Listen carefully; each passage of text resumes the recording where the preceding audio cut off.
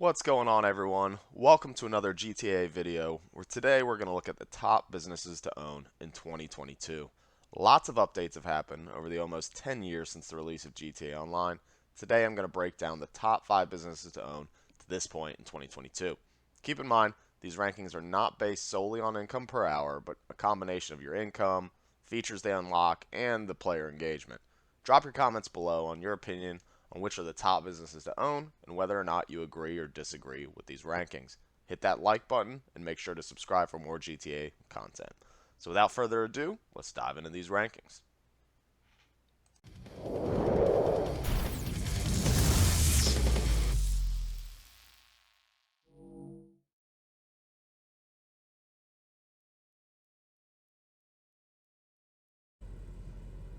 Alright, coming in at number 5, we have the CEO Crate Warehouses.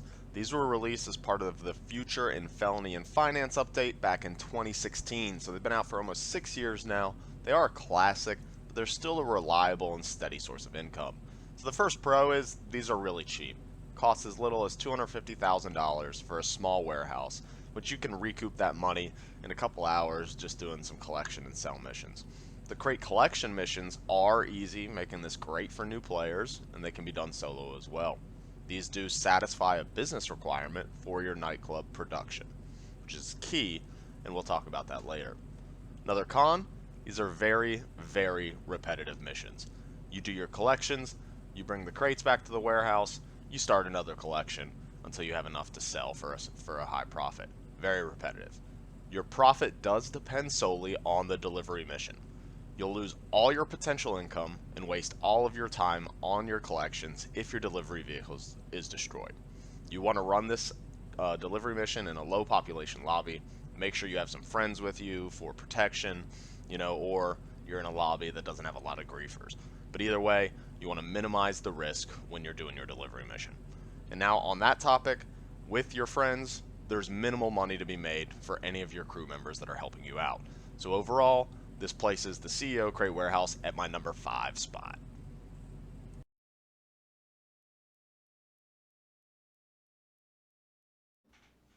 Moving on to number 4, we've got the Auto Workshop. So this isn't extremely profitable by itself, but with the combination of the features unlocked in the Los Santos Tuner update and the mini heist, this can be a fun, lucrative business. The only reason I don't have this higher than number 4 is just the kind of lack of pure income here.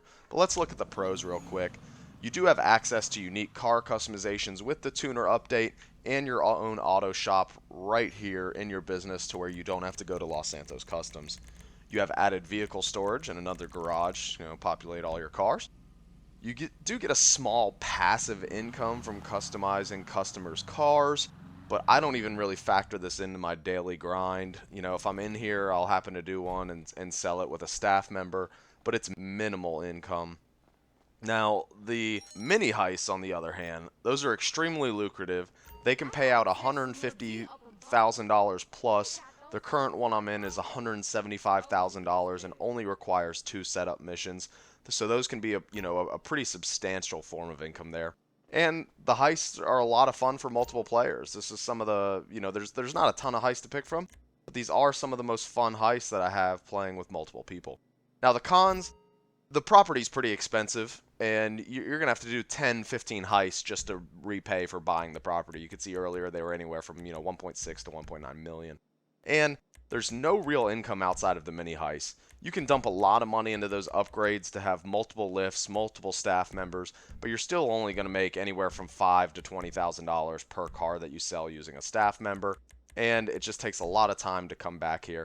So no real income outside of the mini heists, and looking at the grand scheme of things, Cayo Perico makes a whole lot more per hour, so you got to kind of weigh whether or not you want to do these heists versus something else. So there's the pros and cons of the Auto Workshop, and that's why this business lands on my number 4 spot for top businesses in 2022.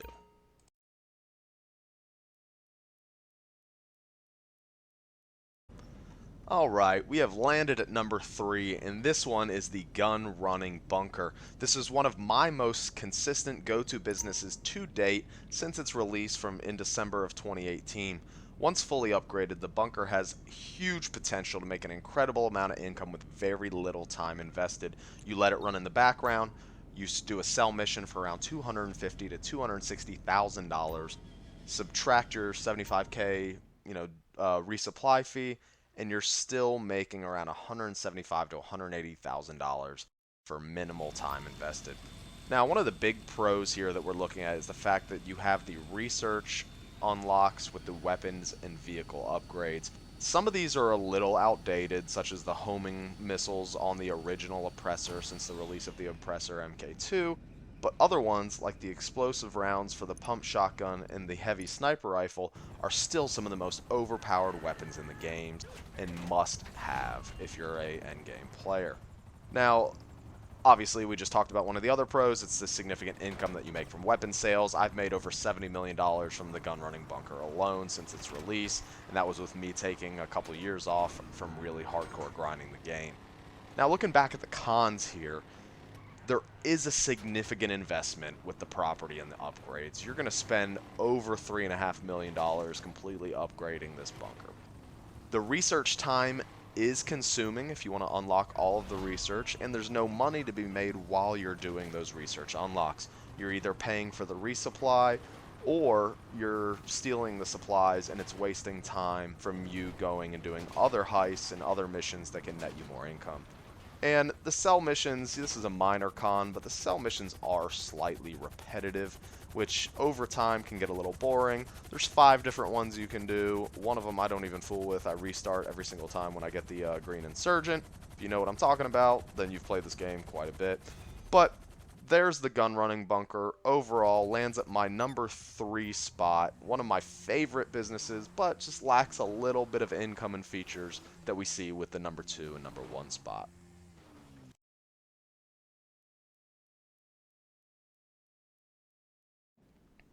Coming in at number 2 in 2022, we have the Nightclub. This is the single biggest passive moneymaker in the game. There is a huge potential for income here, but also a huge investment required in order to reach that level. You're going to spend almost close to $6 million between the property, the upgrades, and the businesses required to produce stock in your warehouse. Taking a look at the pros here, there's a real fun storyline mission here with the different DJs that you can acquire to work at your club, and a pretty cool club atmosphere, something that's unique to this business. Now, a single delivery mission can net you over $800,000 just from one single delivery. I mean, this is a huge moneymaker and has overtaken my gun earning bunker as my main source of income. You also have a safe that generates a completely passive income. Talk about that a little bit because there is a con here as well. And with that, moving over to the cons, the safe income is minimal unless you do the Nightclub popularity missions, which to me are a complete waste of time. Also, a con requires multiple businesses and millions in upgrades for your full income potential.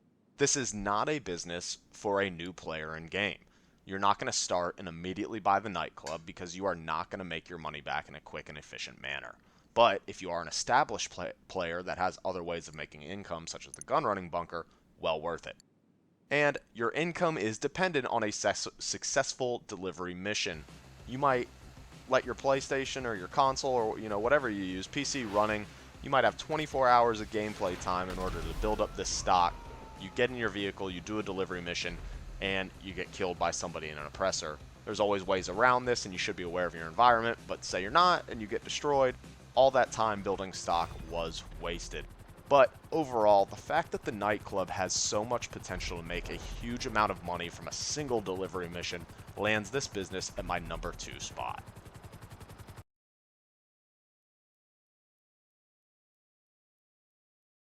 And finally, in our number 1 spot in 2022, we have the newest update and quite possibly the best business to ever hit GTA Online, and this is the Celebrity Solutions Agency.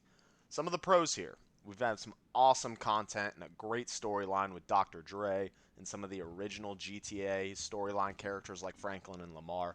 Quite honestly, this is some of the best content that I've seen in GTA Online, and I had the most fun playing that storyline.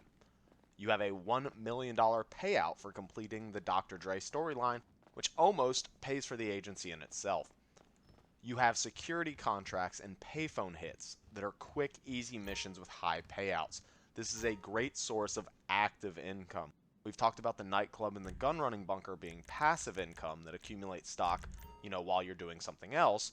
Well, these security contracts are that something else that you can do to make an active income. Now, in combination with that active income, you also have a true passive income from the agency safe. This almost rivals the arcade safe, and when you get to a certain number of security contracts complete, it will pass that. So it is just a huge money maker. You also have access to the armory and the vehicle workshop upgrades, as well as a free helicopter to use and a fast travel feature with your concierge. These pros are just limitless. I mean, I almost struggled to come up with cons. I'll go over those in just one second here, but the pros are huge with the agency. I honestly think this should be the first business that you're looking at as a new player, outside of getting your CEO office and whatnot, but this should be your number one focus. Got a whole video on that below. I got the link down below. You can check that out. But looking at the cons, like I said, I kind of struggled to come up with some of these. But the first thing I could think about was the safe payout was dependent on security contracts. It is a grind to really get to that high money per hour income with your safe, but it's well worth it. I mean, you have that passive income generating by completing these security contracts. Well worth the time invested there. And the only other thing is it's still a little buggy. You freeze in the elevator, quite often when trying to leave the agency. And also opening the safe, you do kind of freeze sometimes to where you have to completely restart the game in order to get rid of that glitch. But these are minimal, and hopefully they're resolved by Rockstar soon. So that's right there, my top 5 businesses, with the agency finishing in number 1. I would love to hear what some of you out there think. Drop a comment below on your favorite businesses that you use in GTA Online. Let me know if you think my ranking's crazy or if you think it's kind of spot on. If you enjoyed this content, make sure you drop a like below and subscribe for more GTA and other gaming videos coming out here soon. Appreciate the support, guys, and have a great one.